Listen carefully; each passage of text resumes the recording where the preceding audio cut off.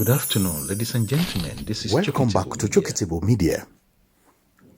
I have been watching what is going on in the Middle East in terms of diplomacy with the United States of America, particularly the President of the United States of America that wants everything to be his own, that has been playing a kind of bully to the whole world, and I call him the Commander-in-Chief of bullying all around the world.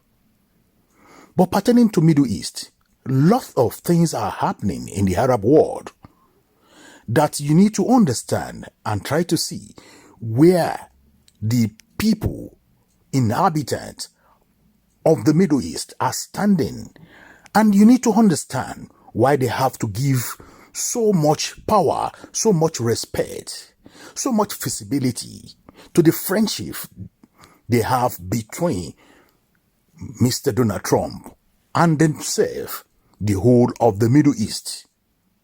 Why they're doing this? They are alienating their brothers who happens to be the Palestine. The Palestinian people are being killed every day by the people of Israel, which is being supported by Donald Trump. But the question is, why are the people and the government of the Middle East supporting Donald Trump against the Palestine? Why are they giving a tacit support to the killing and the massacre and the genocide that is going on in the Middle East? Middle East, I said, but I'm talking about Palestine, on the land of the Palestinian people. Why are they giving tacit support? Why are they turning blind eye? Why are they rewarding Donald Trump for killing their brothers? These and many more you will listen to in this video I got from the Middle East program, an opinion on the Middle East politics, delivered by Soumaya. Soumaya is here now to present to you us and explain what she knew as a political writer, as an expert in the Middle East history. The lady is here now to give her opinion, to let the whole world see who the leaders of the Middle East. I'm talking about the United Arab Emirates. I'm talking about Qatar. I'm talking about Riyadh, which is Saudi Arabia, which stand of this side of the divide they are standing. And as Middle of the Middle East, I really want to know what you think. I want to know where you stand. After listening to this, and people of the world yourself, what do you feel about Mr. Donald Trump? Remember, this same Mr. Donald Trump is the one that is supporting Israel against Palestine. Now, the same Mr. Donald Trump today is the one now talking against Russia, Mr. Putin, against the Ukraine. Because of the attack that happened, I'm going to give you the report, but actually I really want you to listen to this first. Then after that, we'll now try to give a picture, of who Donald Trump is regarding what is going on between the Russia and the Ukraine. So let's listen to Soumaya giving the anatomy of who Mr. Donald Trump is. It's about 6 to 7 minutes video, and I wouldn't want to take your time too much. So let's listen to Soumaya, what she has to say. And afterwards, when you listen to it, please put politics aside. Don't let us be politically correct. Let us understand. And remember that we're going to stand in front of our God one day, and we're going to give account of where we stand on the matters of this world. The world belongs to God. It doesn't belong to Donald Trump or the leaders of the Middle East. But we are all the people of God. We are all living in this world. And it is actually not proper to wipe out a tribe and take their land. It's not proper to wipe out a country and take their land. In fact, let me ask you, which of the problem that you observe in the whole world that you don't really have the United States of America in the middle of it? Far away in the United States and down there, back to the Middle East. Let's listen to Soumaya. But don't forget to put your opinion in the comment section. Please subscribe, share and like. And God bless you as you do. See you next time. Donald Trump's tour of Riyadh, Abu Dhabi and Doha is not diplomacy. It is theatre, staged in gold. fueled by greed and underwritten by betrayal. Trump, a man openly arming Israel as it reduces Gaza to rubble, is being celebrated, applauded, rewarded, and not with words, but with trillions. Trillions while children are starved and bombed in a closed-off strip of land just a few hundred miles away.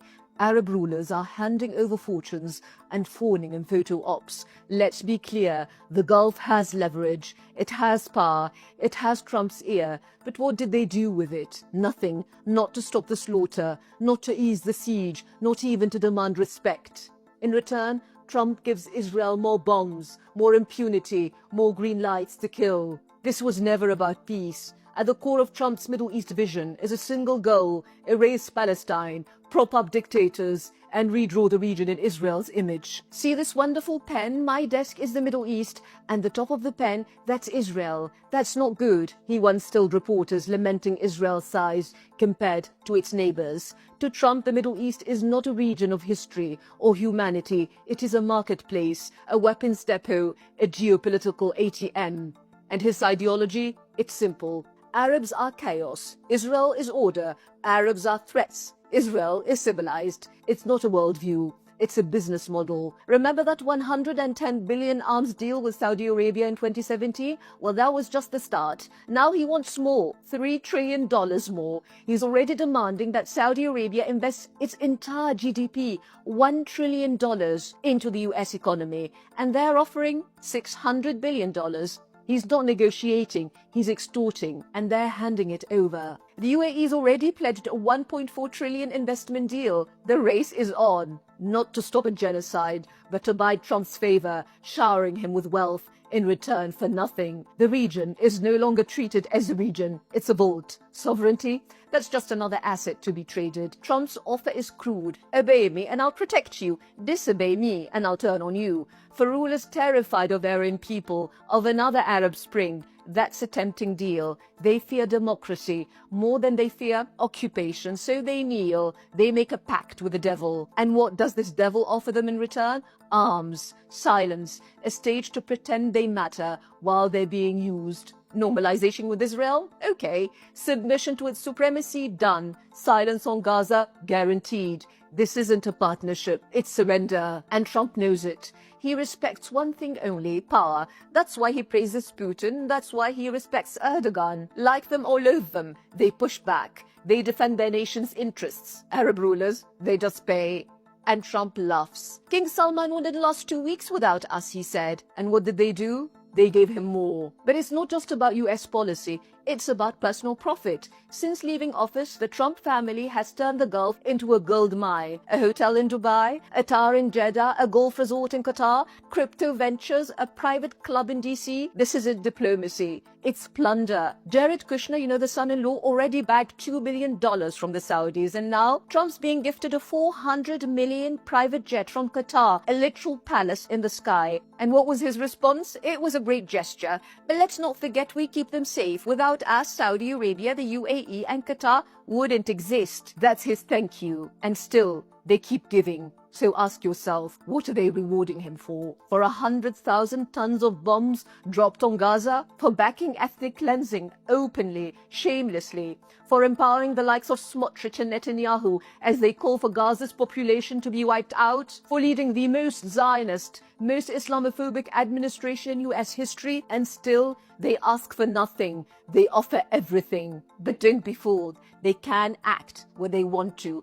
Trump halted the bombing of Yemen under Saudi pressure. He made a deal with the Houthis. He even agreed to meet Syria's President Ahmed al-Shara at Saudi request. Sanctions, he considered lifting them. So, no president is beyond pressure. But for Gaza, silence. As Trump was being applauded in Riyadh, Israel was dropping US-made bombs on hospitals in Gaza. 9 bunker busters hit the European hospital in Khan Yunis. 35 dead, dozens wounded. Earlier, the Nasser medical complex was hit. Journalist Hassan Aslih died while lying in treatment. That same day, 56 Palestinians were killed, 50 of them in Jabalia, most of them children, and the applause continued. This week marks the anniversary of the Nakba, and here it is again, replayed once more, not through tanks alone, but through Arab complicity. The Strip is starving. UN food is gone. Hospitals are packed with skeletal infants losing their sight from malnutrition. Mothers faint from hunger. Meanwhile, Israeli ministers talk openly of removing Gaza's population, third countries, ethnic cleansing. And Trump, he offers cover, he offers bombs, and the Arab regimes offer him gold. While the rest of the world, Europe, China, Canada, Mexico, even Greenland, refuses to bow, Arab rulers kneel, open wallets, bent spines, empty hands, still mistaking humiliation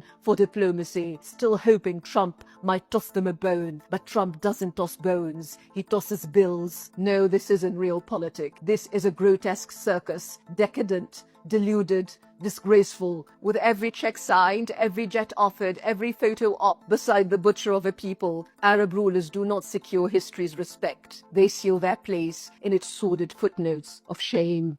Thank you for watching. If you're new to this channel, consider subscribing so you won't miss out any of our latest video.